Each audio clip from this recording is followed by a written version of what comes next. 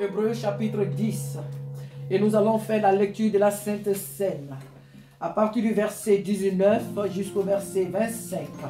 Hébreux chapitre 10. À partir du verset 19 à 25. Amen.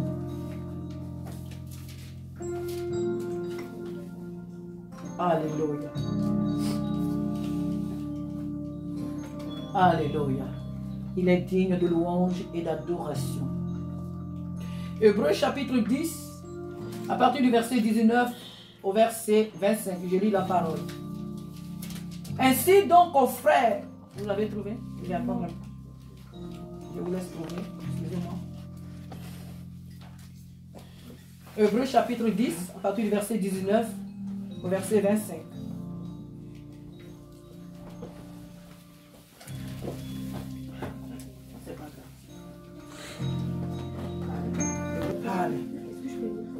D'accord? Que Dieu te bénisse à partir du verset 19 à 25. Amen. Amen. Amen. Alors, ainsi, frères, nous avons la liberté d'entrer dans le lieu très saint grâce au sang du sacrifice de Jésus. Il nous a ouvert un chemin nouveau et vivant au travers du rideau, c'est-à-dire par son propre corps. Amen. Nous avons un grand prêtre placé à la tête de la maison de Dieu. Approchons-nous donc de Dieu avec un cœur sincère et une entière confiance, le cœur purifié de tout ce qui donne mauvaise conscience et le corps lavé d'une eau pure. Amen. Gardons fermement l'espérance que nous proclamons, car Dieu reste fidèle à ses promesses. Veillons les uns sur les autres pour nous inciter à mieux aimer et à faire des actions bonnes. N'abandonnons pas nos assemblées comme certains ont pris l'habitude de le faire. Au contraire, encourageons-nous les uns les autres, et cela d'autant plus que vous voyez approcher le jour du Seigneur. Amen. Que Dieu te bénisse, ma soeur. Alléluia. La Bible nous dit ce matin, ainsi donc, aux frères, nous avons un moyen, nous avons plutôt au moyen du sang de Jésus, une libre entrée dans le sanctuaire.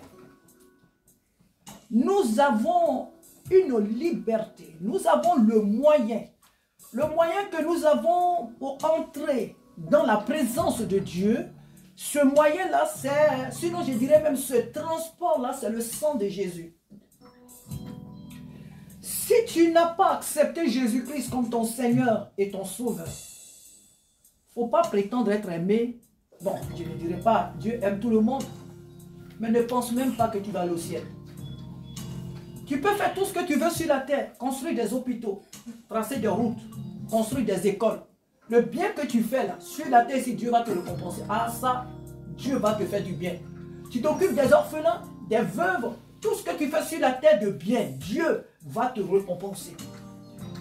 Au milieu de tout ce que tu fais, si tu n'as pas accepté Jésus-Christ, ta récompense sera que sur la terre, tu n'iras pas au ciel. Parce que pour entrer dans la présence de Dieu, pour profiter de la présence de Dieu, pour bénéficier de la présence de Dieu, il nous faut le sang, celui que nous allons prendre tout à l'heure, celui qui nous a sauvés, celui qui nous a lavés. C'est celui-là qui a fait de nous les enfants de Dieu. Autrefois, nous étions perdus. Nous étions sur le chemin de l'enfer. Et le Père est venu, il s'est fait homme, il est descendu sur la terre comme fils. Et il s'est livré lui-même pour que toi et moi nous soyons sauvés, pour que l'humanité entière soit sauvée. Ainsi donc, frères, nous dit la parole de Dieu, l'écrivain des Hébreux, il dit, nous avons au moyen du sang de Jésus une libre entrée dans le sanctuaire. Par la route nouvelle et vivante qu'il a inaugurée pour nous au travers du voile, c'est-à-dire de sa chair. La route nouvelle, c'est le chemin qu'il est venu lui-même nous montrer. Il a dit, je suis le chemin, la vérité et la vie. C'est lui qui est la nouvelle route. Autrefois, nous étions errants. Nous errons partout.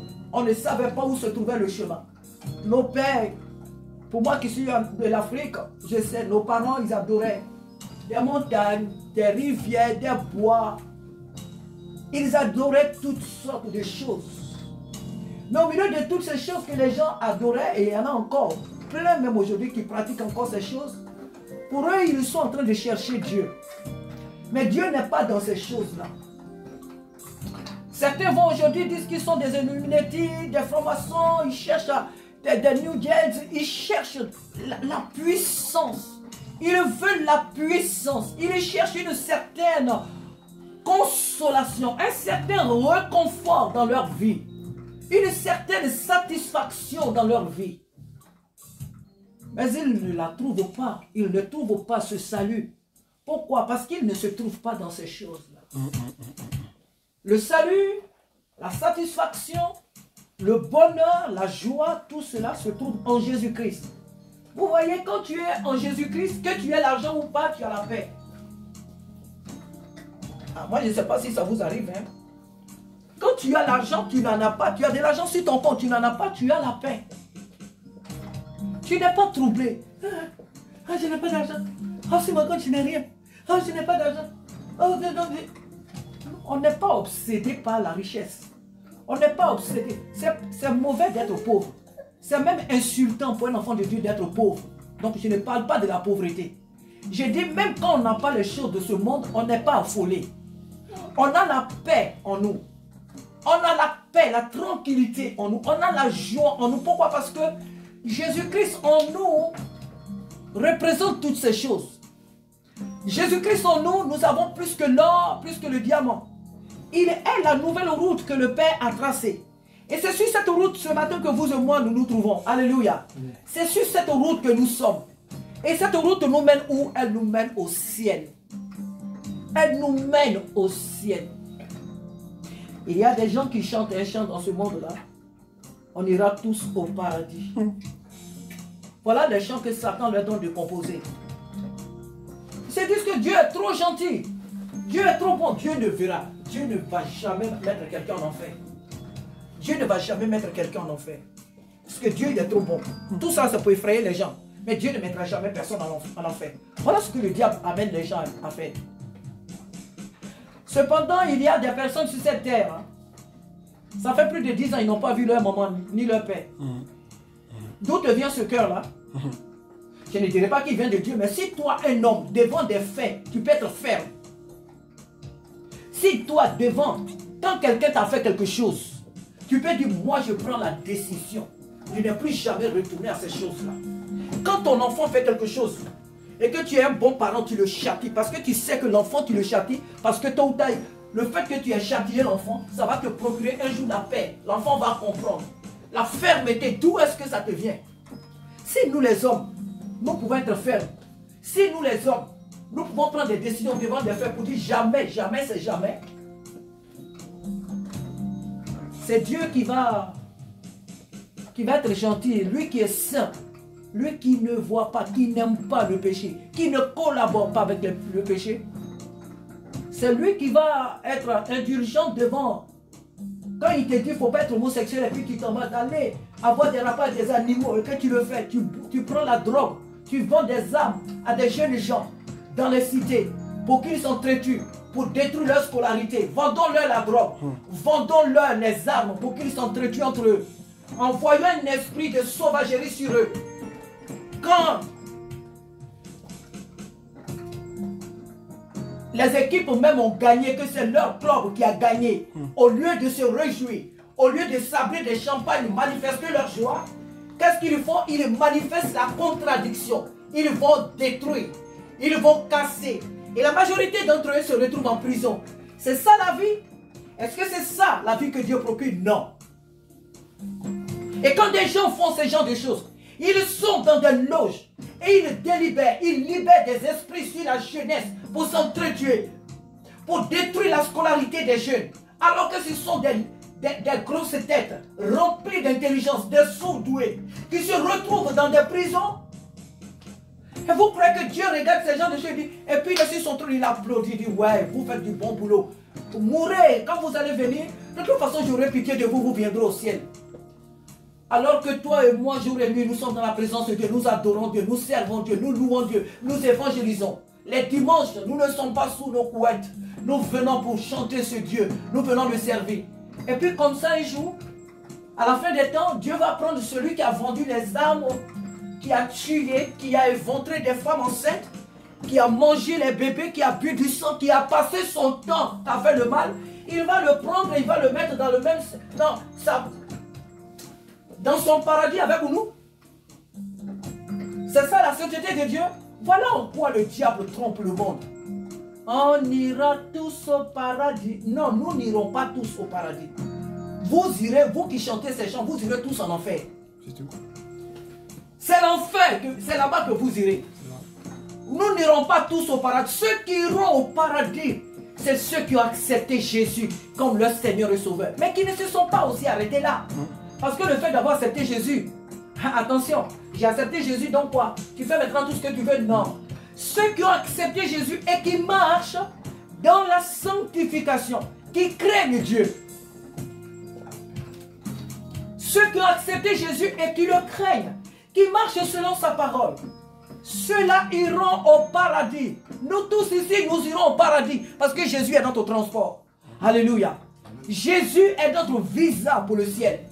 Le sang de Jésus-Christ est notre visa pour le ciel. Est-ce que vous savez que le Seigneur nous a tous marqués, que nous sommes tous marqués au milieu de ce monde? Le sang de Jésus est sur nous. Nous sommes tous marqués, tous les enfants de Dieu.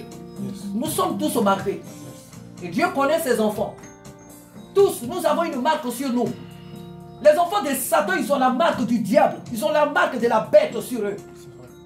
Voilà pourquoi toi et moi, tout ce que nous mangeons, on s'inquiète, oui, tu vas dans le supermarché, il y a des gens qui disent, oui, ne portez pas tel habit, oui, soyez, dépouillez-vous, oui, soyez ceci, soyez cela. Les gens se trompent. Nous, tout ce qu'on touche est sanctifié. Amen. Alléluia. Amen. Les habits que nous portons là, ce n'est pas nous qui les fabriquons, ce sont les francs-maçons qui les fabriquent. Les Illuminati là, les féticheurs, les occultes, ce sont eux qui fabriquent les habits. Nous on voit, on achète. Et quand on pose ça sur nous là, les habits sont immédiatement lavés par le sang de Jésus. Les maquillages que nous les femmes on achète, souvent les gens rendent témoignage, ils disent que oui, tout ça c'est fabriqué dans la mer, c'est fabriqué. Non, on n'a qu'à te fabriquer même plus bas que la mer. Satan n'est qu'à les fabriquer en personne. Quand moi j'achète mon crayon de beauté, puis je viens, il est sanctifié. J'ai pris sur tous mes produits de beauté. Tout est lavé par le sang de Jésus. Je ne suis pas esclave des produits de beauté. Mais si en tant que femme, je dois m'entretenir, j'achète les produits de beauté et je prie sur eux. Je prie sur tous ces produits et c'est sanctifié par le sang de l'agneau. Il y a des gens dans ce monde qui se créent trop de problèmes. Des chrétiens qui ne veulent pas être libres. Nous sommes libres. Faut pas manger ça, faut pas aller là-bas, faut pas faire ça, faut pas faire ça. Faut pas pécher. Là où il y a le péché, n'y va pas. C'est tout. Là où il y a le péché, n'y va pas. Tout ce qui est péché, ne touche pas. Ne touche pas aux interdits. Basta. Les entreprises où tu travailles, c'est ton papa qui a créé ça. Ce sont les féticheurs, ce sont les francs-maçons qui ont créé les entreprises où nous travaillons. L'argent que nous utilisons, ce n'est pas eux qui fabriquent. Et nous l'utilisons. Dieu contrôle tout. Et quand l'enfant de Dieu a compris cela, il marche avec la tête levée. Toutes ces personnes sont au service de notre Dieu. Tout ce qu'ils font de bon sur cette terre appartient à notre Dieu. Le monde, tout ce qu'il fait de bien est pour notre Père. Ils sont au service de notre Dieu. Ils sont au service de notre Dieu. Et s'ils sont au service de notre Dieu, donc nous disons qu'ils sont à notre service. Les habits qu'ils créent, les maisons qu'ils construisent, les entreprises, tout est à nous. À nous. Ce matin, sachons que par le sang de Jésus, nous avons la liberté. Nous entrons dans le Saint des Saints gratuitement, librement, avec joie. Nous n'avons plus d'obstacles. Le péché ne nous fait plus obstacle. Amen. Parce que nous ne pratiquons pas le péché. Amen. Alors le péché ne nous fait plus obstacle. Amen. Les démons ne viennent plus nous faire obstacle. Amen. Parce que nous sommes couverts du sang de Jésus. Amen. Nous sommes couverts du sang de l'agneau. Alors même quand nous passons dans les rues, il y a des chrétiens qui ne connaissent pas leur identité. Est-ce que tu sais que quand tu es quelque part, même ta voix seule fait fuir les démons? Rien que tu parles, ta voix, le son de ta voix fait fuir les démons. Ta présence fait fuir les démons. Tu ne sais pas ça? Toi qui ne te vois pas, mais tu as sur toi la présence de Dieu. Il y a les anges de Dieu qui te gardent. Et les esprits un peu qui voient dans le secret, eux aussi qui sont spirituels, ils voient. Les démons connaissent les véritables enfants de Dieu. C'est pourquoi tu ne dois pas jouer avec ta vie chrétienne. Les chrétiens véritables sont connus par même les démons. Les démons nous connaissent. Ils l'ont dit dans les épîtres. Ils ont dit aux enfants de fils de Sheva. C'est de Sheva. On connaît Pierre, on connaît Paul, on connaît Jésus. Vous, qui êtes-vous? On connaît Paul, on connaît, bon, moi je cite les autres aussi, hein. On connaît Jésus, on connaît Pierre, on connaît Luc, on connaît même tout, vous là. Qui êtes-vous? Ils les ont bien corrigés. Maintenant, une vie qui honore le Seigneur, parce que le sang nous a donné le droit à la présence du Seigneur. Prenons notre marche avec le Seigneur au sérieux. Amen. Amen. Le thème, c'est par le sang, nous sommes libres. Par le sang de l'agneau, chers frères et sœurs, nous sommes libres d'une véritable liberté. Amen.